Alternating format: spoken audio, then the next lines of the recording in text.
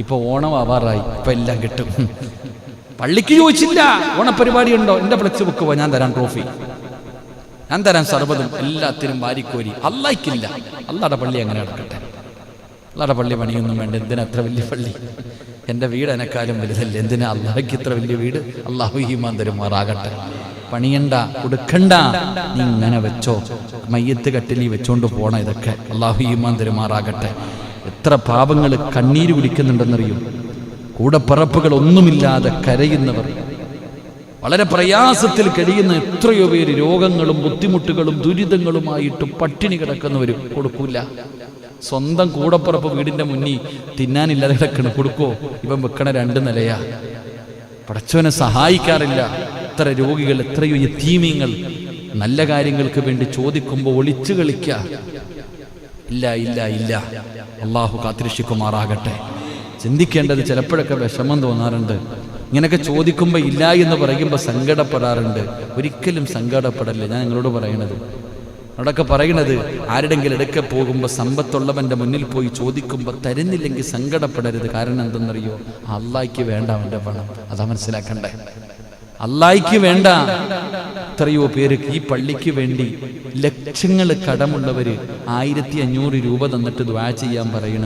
എൻ്റെ പൊന്നാര പ്രസിഡന്റ്, അത് 1.25 കോടി രൂപയ്ക്ക് വിലയുണ്ട് അള്ളാടെ മുന്നിൽ. ഇവിടുത്തെ പ്രസിഡന്റ് തന്ന 1 കോടി രൂപയെക്കാളും വിലയുണ്ടാകും. ആ 5, 6, 7 ലക്ഷം കടമുള്ളവൻ, സ്വന്തമായിട്ട് വീടില്ലാത്ത ഒരു പാപം തരുന്നത് 1000 രൂപയായിരിക്കാം. അതിന് അള്ളാടെ മുന്നിൽ കോടികളുടെ വിലയുണ്ട്. ഞാൻ പറയുന്നു, അള്ളാഹുവിൻ്റെ പള്ളി പണിയാൻ അള്ളാഹ് ആരെയെങ്കിലും കൊണ്ടുവരും. നിങ്ങൾ ബേജാറാകണ്ട. അള്ളാഹു ഈമാൻ തരുമാറാകട്ടെ. പറഞ്ഞത് ഹലാല് പോരെ? അള്ളാഹു ഹലാലല്ലേ, അള്ളാഹു നല്ലതല്ലേ, അള്ളാഹു തയ്യിബാണ്. അള്ളാഹു നല്ലത് മാത്രമേ സ്വീകരിക്കൂ. ഇതിനകത്ത് ഹറാമ് വേണ്ട. ഈ പള്ളിക്കകത്ത് പലിശ പൈസ വേണ്ട, പിടിച്ചു പറിച്ചത് വേണ്ട, പറ്റിച്ചുണ്ടാക്കിയത് വേണ്ട. വളഞ്ഞ വഴിയിലൂടെ ഉണ്ടാക്കിയ ഒരുത്തൻ്റെയും 1 രൂപ നിങ്ങൾക്ക് വേണമായിരിക്കും, അള്ളാഹിക്ക് വേണ്ട. അള്ളാഹു സ്വീകരിക്കൂല. അപ്പോഴാ നിങ്ങൾ പോകുമ്പോൾ ഒന്നുമില്ല എന്ന് പറഞ്ഞു വിടുന്നേ. നിങ്ങൾ ഉടനെ കടലിൽ കൂടെ വരുന്നവനെ പോലെ കരഞ്ഞുകൊണ്ട് വരേണ്ട കാര്യമൊന്നുമില്ല. കാരണം നിങ്ങൾക്ക് വീട് വെക്കാനല്ല, അള്ളാഹിക്ക് വേണ്ടി. അള്ളാഹു ഈമാൻ നൽകുമാറാകട്ടെ. അള്ളാഹു ഈമാൻ നൽകുമാറാകട്ടെ. ഇതൊക്കെ ആദ്യം പഠിക്കണം. ഇതൊക്കെയാണ് ഞങ്ങളും നിങ്ങളും തമ്മിലുള്ള വ്യത്യാസം. നമ്മൾ വാഴതിന് പോയി നിന്നിട്ട് അങ്ങോട്ട് പിരിക്കാൻ നിൽക്കുമ്പോഴത്തേക്ക് അതെങ്ങനെ രണ്ടും കൽപ്പിച്ചങ്ങ് ചോദിക്കുകയല്ല. അൽഹംദുലില്ലാഹ് തരും. കിട്ടുവോ കിട്ടില്ലേ, അത് അള്ളാഹ് തരും. ഇത്രയും പേര് ഇരിക്കുമ്പോൾ അള്ളാഹു ആരെങ്കിലും, ഞങ്ങൾ ധൈര്യത്തിലായി വയ്ക്കണത്. താത്ത ഒരു സ്വർണ്ണ ഊരിത്തരും. എവിടുന്ന്?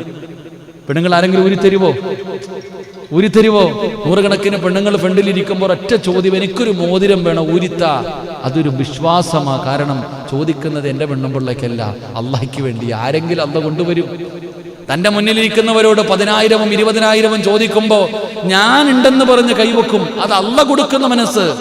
അള്ളാഹുവാണ് തോന്നൽ കൊടുക്കുന്നത്. കാരണം മഹാനായ നബി മുഹമ്മദ് മുസ്തഫ സല്ലല്ലാഹു അലൈഹി വസല്ലമ തങ്ങൾ പറഞ്ഞു, 1 രൂപ സദക്ക കൊടുക്കണമെങ്കിൽ 70 ശൈത്താൻ കയ്യെ പിടിച്ചിട്ട് പറയും, സിറാജ് കൊടുക്കരുത്, 2 മക്കൾ വളർന്നു വരുന്നു, വീട് വെക്കണം, കച്ചവടമില്ല, കൊറോണ ആണ്, ആകെ പ്രതിസന്ധിയാണ്, ഓണം വരുന്നുണ്ട്, കൊടുക്കരുത്.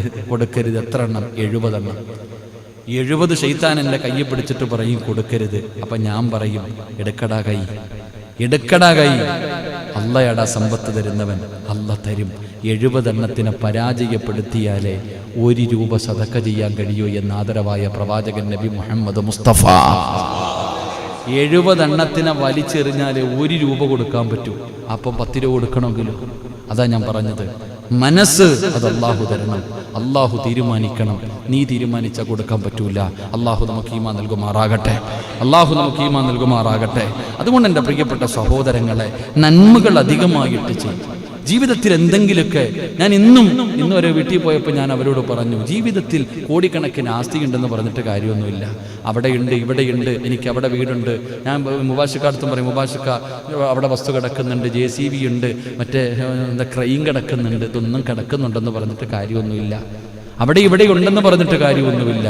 നിങ്ങൾക്ക് വേണ്ടി നിങ്ങൾ എന്ത് ചെയ്തു? അതാ ചിന്തിക്കേണ്ടത്. ഓരോരുത്തരും ചിന്തിക്കേണ്ടത്, എനിക്ക് വേണ്ടി എന്ത് ചെയ്തു? ഞാൻ എനിക്ക് വേണ്ടി, എനിക്ക് വീടുണ്ട്, എനിക്കൊരു ചെറിയ വണ്ടിയുണ്ട്, എനിക്ക് ഇത്തിരി വസ്തുവുണ്ട്, ഇതൊന്നും ഞാൻ മരിച്ചു പോകുമ്പോൾ കൊണ്ടുപോയില്ലല്ലോ. അതാ ഞാൻ ചിന്തിക്കേണ്ടത്. ഇന്ന് രാത്രി മരിച്ചാൽ അൽഹംദുലില്ലാ ഹാപ്പി ആയിട്ട് സന്തോഷത്തോടു കൂടി പോകും. കാരണം എന്തേ? അൽഹംദുലില്ലാ എവിടെയെങ്കിലൊക്കെ എന്തെങ്കിലുമൊക്കെ നല്ലത് ചെയ്ത് വെച്ചിട്ടുണ്ട്. അതാ ഞാനും നിങ്ങളും ചിന്തിക്കേണ്ടത്. ജാരിയായ സദക്ക പായിപ്പാട് പള്ളിയിൽ നിന്നൊരു ദിവസം പിരിഞ്ഞു പോകും, എന്നെ പിരിച്ചുവിടും എന്നിവിടെ നിന്നുപോവില്ല. പക്ഷെ ഞാൻ ഇറങ്ങിപ്പോകുമ്പോൾ എനിക്ക് അല്ലാഹുവിന്റെ മുന്നിൽ പറയാൻ കഴിയും, ഈ പള്ളിക്ക് വേണ്ടി എന്തെങ്കിലും എനിക്ക് ചെയ്യാൻ പറ്റിയെന്ന്. അതാണ് നമ്മൾ ഓരോരുത്തരും ചിന്തിക്കേണ്ടത്.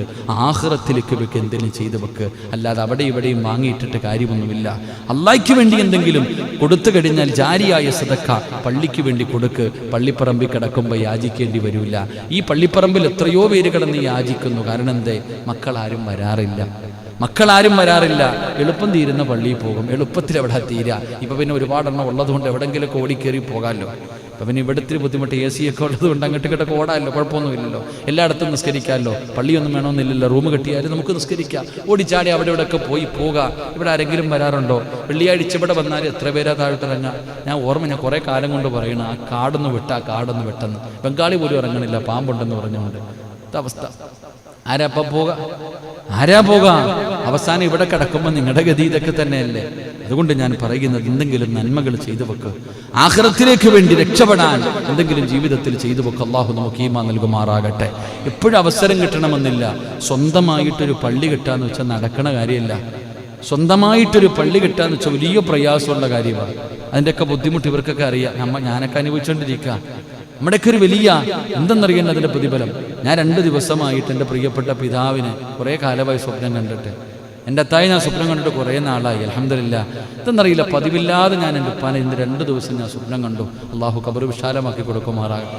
എൻ്റെ വീടിൻ്റെ താഴെ എൻ്റെ അത്ത കെട്ടിയൊരു പള്ളിയുണ്ട്. എൻ്റെ വീടിൻ്റെ തൊട്ട് താഴെ ഒരു ചെറിയ തെക്കാവിരിപ്പുണ്ട്. അതൊരു വലിയ ഒരു മൗലാനയുടെ കൂടെ. അപ്പം അതിൻ്റെ ഫ്രണ്ടിലെ ജനൽ ഞങ്ങളുടെ വീടിന് വെച്ചിരുന്ന ജനലാണ്. ഞാൻ ഉപ്പാനെ കാണുമ്പോൾ പള്ളിക്ക് തിരുന്ന് ഖുർആൻ ഒന്നായിട്ടാണ് കാണുന്നത്. പ്രിയപ്പെട്ടവർ, ആ മനുഷ്യൻ ജീവിതത്തിൽ ചെയ്ത നന്മ അതാ. നമ്മൾ വിചാരിക്കും മരിച്ചുപോയ അത്തായ അമ്മയൊക്കെ സ്വപ്നം കാണുന്നുണ്ടോ? നമ്മൾ എല്ലാവർക്കും പറ്റൂല. മരിച്ചുപോയ മാതാപിതാക്കളെ സ്വപ്നം കാണണമെങ്കിൽ പറ്റൂല. കാരണം അവരുമായിട്ട് അത്ര ഒരു ബന്ധം ഉണ്ടെങ്കിൽ മാത്രമേ നമുക്ക് കാണാൻ പറ്റൂ. അല്ലാഹു ഈമാൻ തരുമാറാകട്ടെ. കാണാൻ പറ്റുമോ? എളുപ്പത്തിലൊന്നും കാണൂല. നമ്മൾ അവരുമായിട്ടൊരു ബന്ധം. അൽഹംദുലില്ലാ, എൻ്റെ മനസ്സിൽ വലിയൊരു ആഗ്രഹമുണ്ട്. എൻ്റെ ഉപ്പാന് വേണ്ടി ഞാൻ ഒരു പള്ളിക്കൊരു സദക്ക കൊടുക്കണമെന്ന് ഞാൻ കരുതി. എൻ്റെ വാപ്പാടെ പേരിലൊരു പള്ളിക്കൊരു സദക്ക കൊടുക്കണമെന്ന് ഞാൻ കരുതി. അൽഹംദുലില്ലാ, ഇപ്പോൾ ഒരു പള്ളി കെട്ടിക്കൊണ്ടിരിക്കുക.